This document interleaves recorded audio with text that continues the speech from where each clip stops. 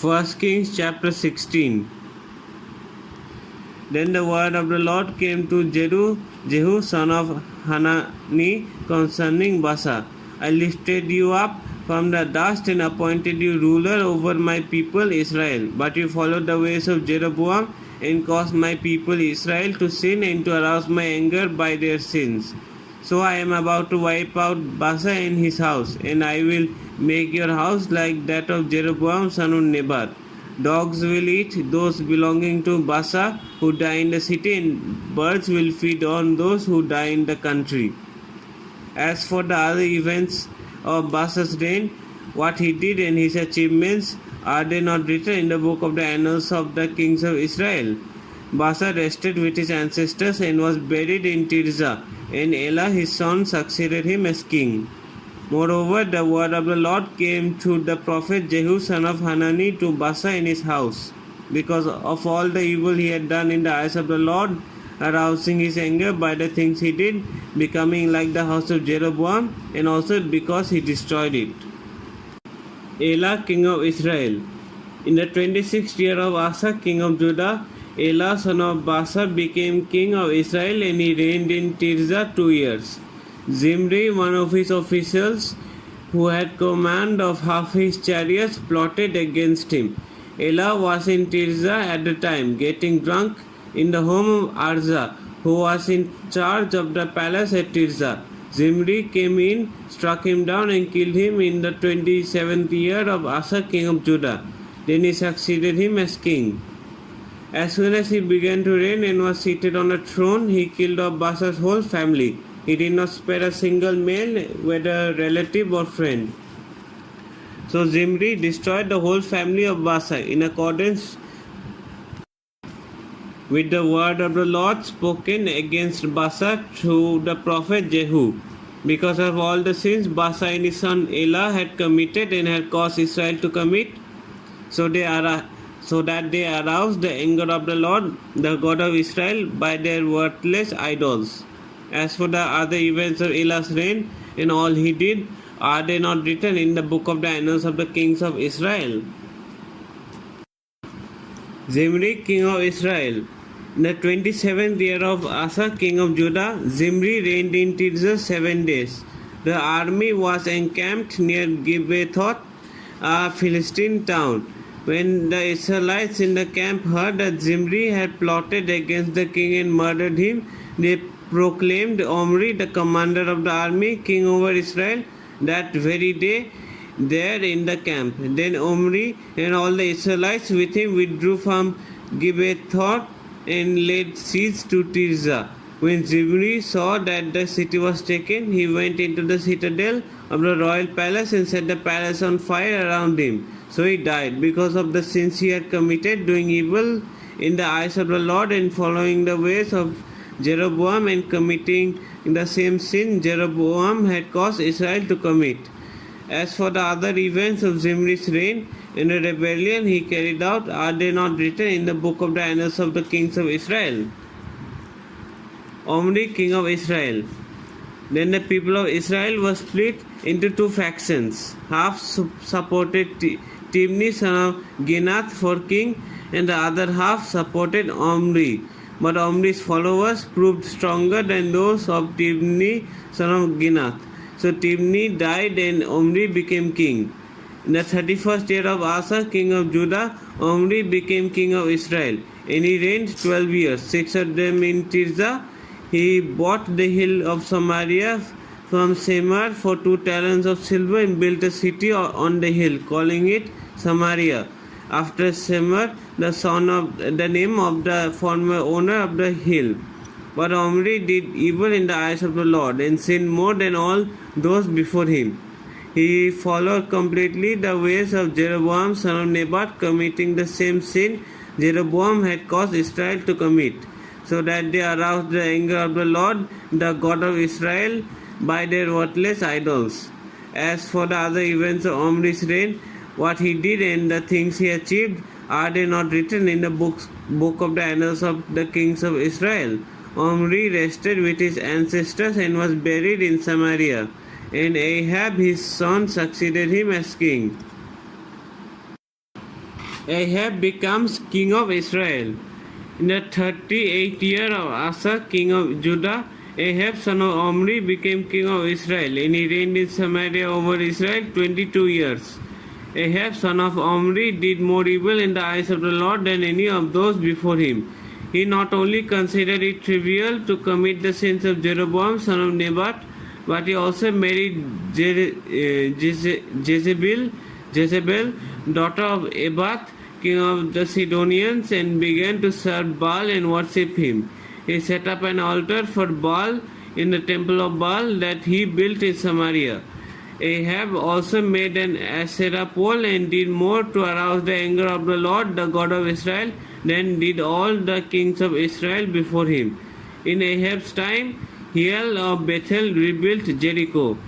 He laid its foundations at the cost of his firstborn, son of Abiram, and he set up its gates at the cost of his youngest son Segub, in accordance with the word of the Lord spoken by Joshua, son of Nun.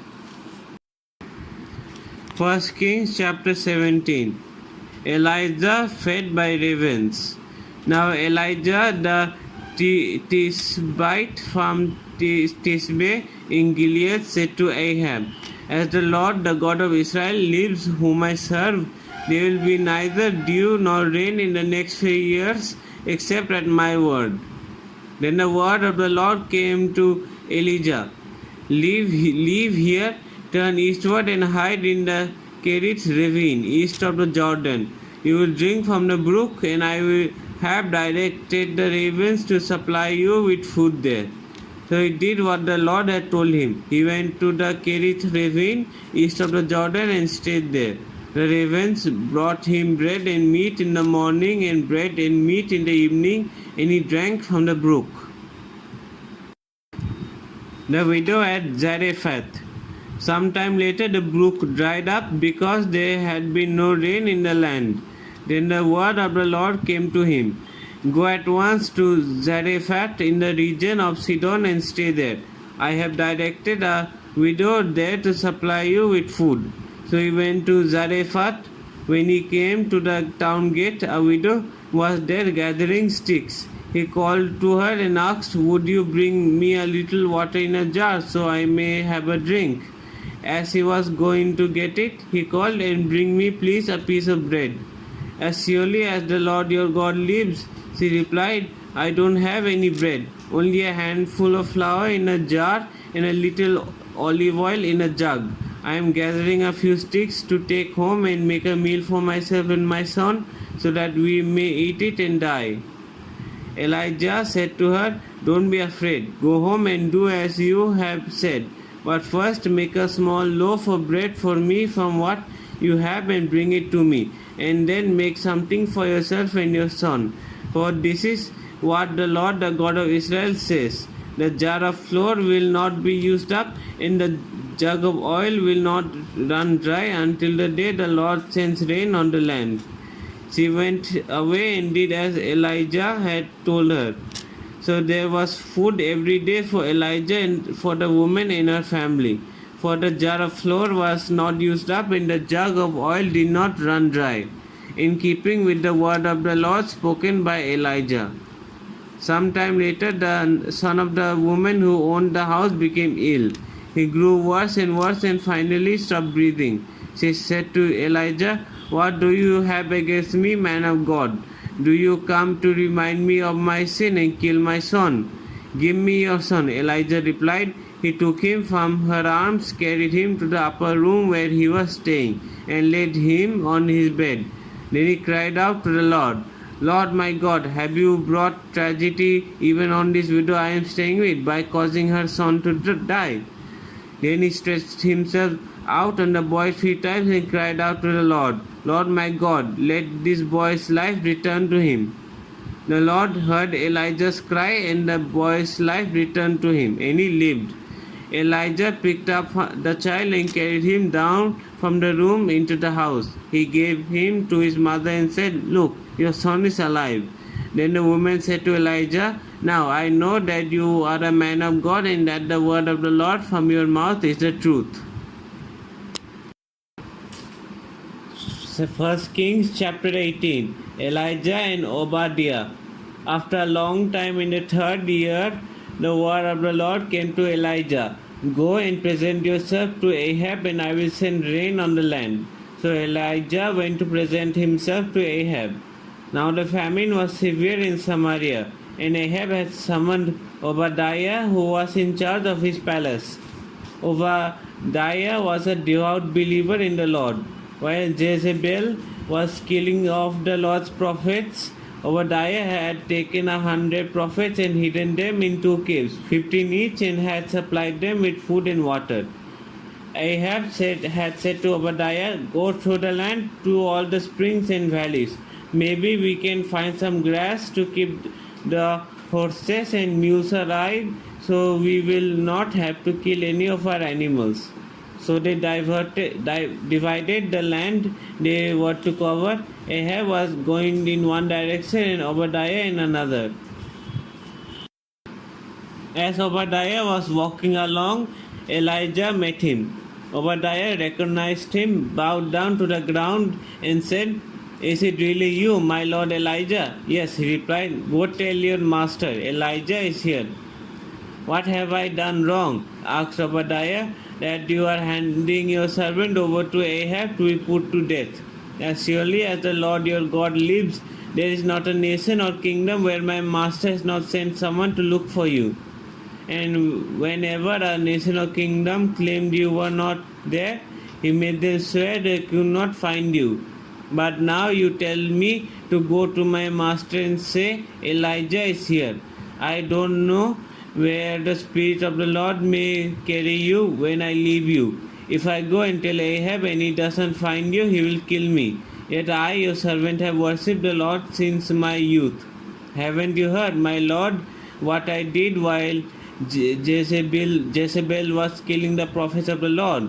I hid 100 of the Lord's prophets in 2 caves, 15 each, and supplied them with food and water. And now you tell me to go to my master and say, Elijah is here. He will kill me. Elijah said, As surely as the Lord Almighty lives, whom I serve, I will surely present myself to Ahab today. Elijah on Mount Carmel. So Obadiah went to meet Ahab and told him, and Ahab went to meet Elijah. When he saw Elijah, he said to him, Is that you, you troubler of Israel? I have not made trouble for Israel, Elijah replied, but you and your father's family have. You have abandoned the Lord's commands and have followed the Baals. Now summon the people from all over Israel to meet me on Mount Carmel, and bring me 450 prophets of Baal and 400 prophets of Asherah who eat at Jezebel's table. So Ahab sent word throughout all Israel and assembled the prophets on Mount Carmel. Elijah went before the people and said, How long will you waver between two opinions? If the Lord is God, follow him, but if Baal is God, follow him. But the people said nothing.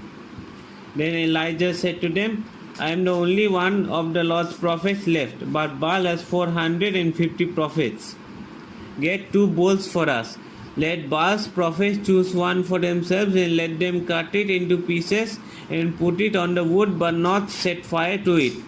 I will prepare the other bull and put it on the wood, but not set fire to it.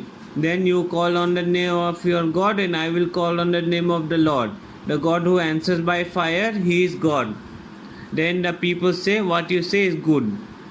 Elijah said to the prophets of Baal, Choose one of the bulls and prepare it first, since there are so many of you.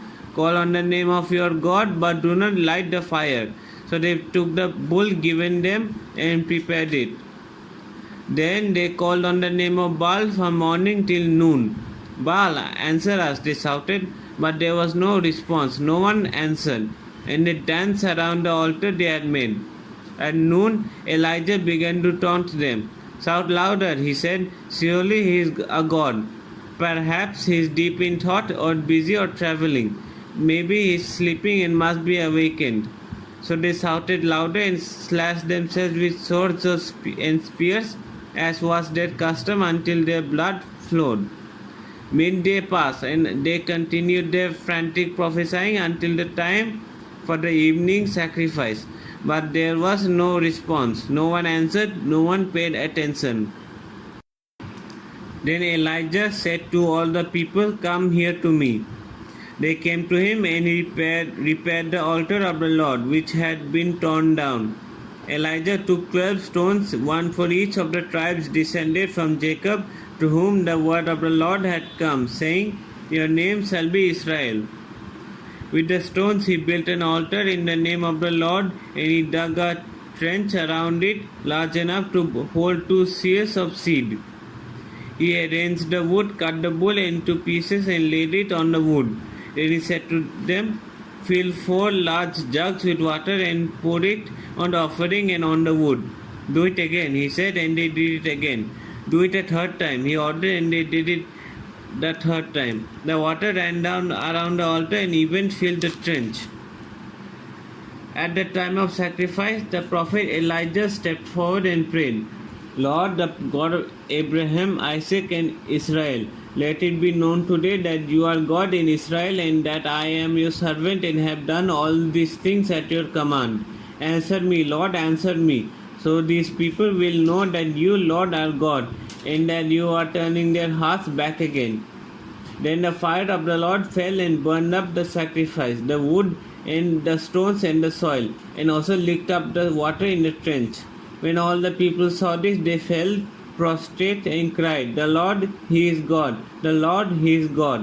Then Elijah commanded them, "Seize the prophets of Baal. Don't let anyone get away." They seized them, and Elijah had them brought down to the Kishon valley and slaughtered there. Then Elijah said to Ahab, "Go, eat and drink, for there is the sound of a heavy rain." So Ahab went off to eat and drink. But Elijah climbed to the top of Carmel, bent down to the ground, and put his face between his knees. "Go and look toward the sea," he told his servant, and he went up and looked. There is nothing there. 7 times Elijah said, "Go back." The 7th time the servant reported, "A cloud as small as a man's hand is rising from the sea."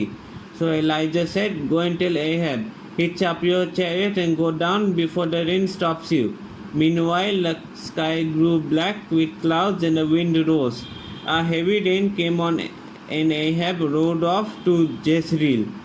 The power of the Lord came to Elijah, and tucking his cloak into his belt, he ran ahead of Ahab all the way to Jezreel.